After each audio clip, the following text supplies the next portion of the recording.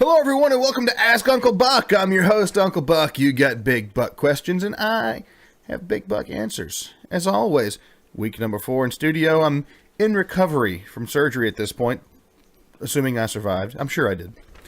So, as I said, last week we had this big page full of questions. I used a couple of them, and we're going to use the rest now.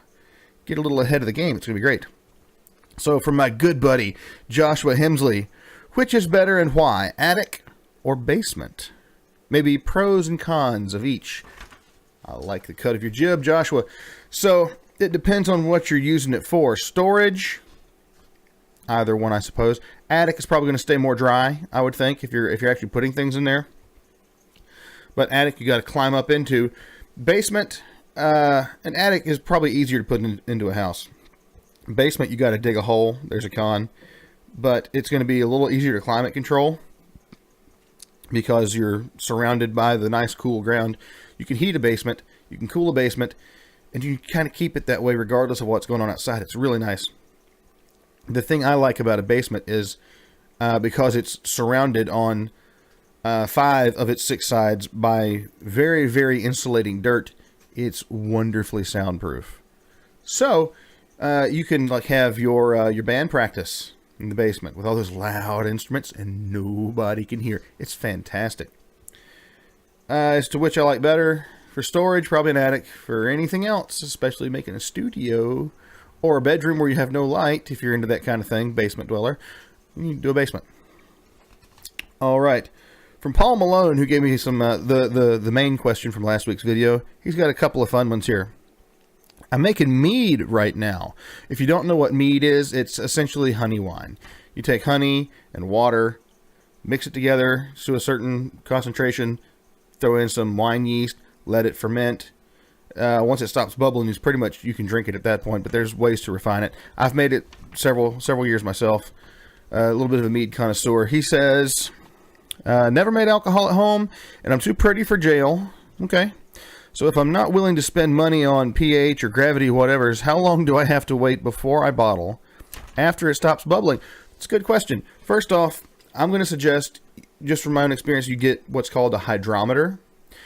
A hydrometer lets you gauge, for one, your starting sugar content in bricks or potential alcohol is one scale, and then it lets you see when you're down to where you want it to be, so you can kind of judge how much sugar's left. You can usually just kind of taste it to see if you want to, as far as pH. If you want that stuff to clear up and be like a nice, clear, pretty wine, there's a very cheap gray granular powder you can buy called bentonite, and you mix it with water into a mud, and you dump that in there and stir it up real good. And what it does is all the particulate in the mead that makes it cloudy will bond to the bentonite and then settle to the bottom over the next couple of days, and then you can bottle that all day long. But the mead is essentially safe to drink as soon as you, like, whenever you're ready.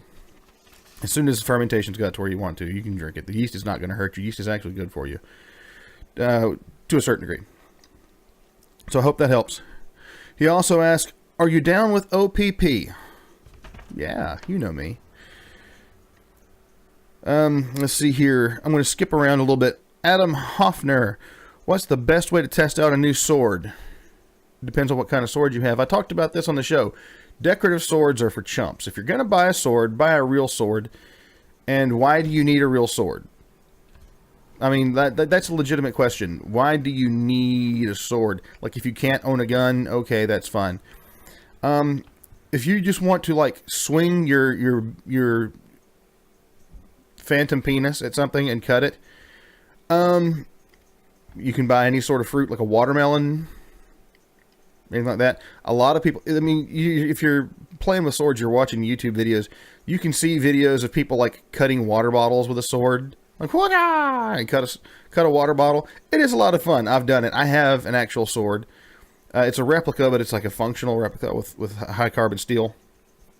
It's a big Scottish claymore, a Highlander claymore, and it's fun to do that. I mean, like, that legit is a lot of fun.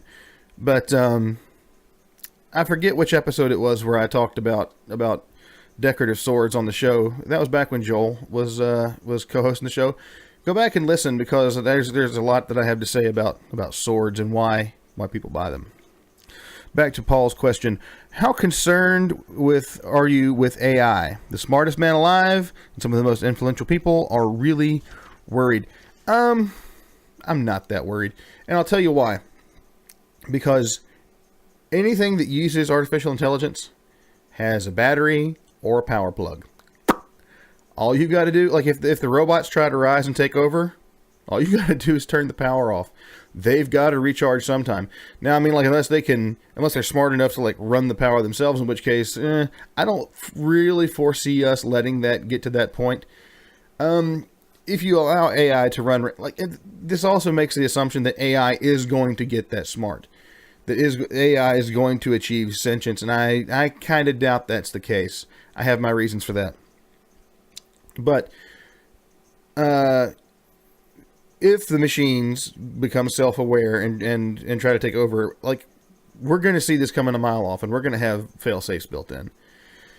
And also, if worse comes to worse, robots and machines can be destroyed.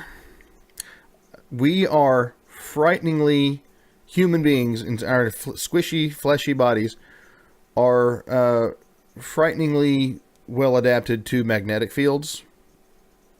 Robots and computers, not always so much. So, pretty strong EMP field, however you want to generate it, and that entire army's just gone. Dead. So, that's my thoughts on that.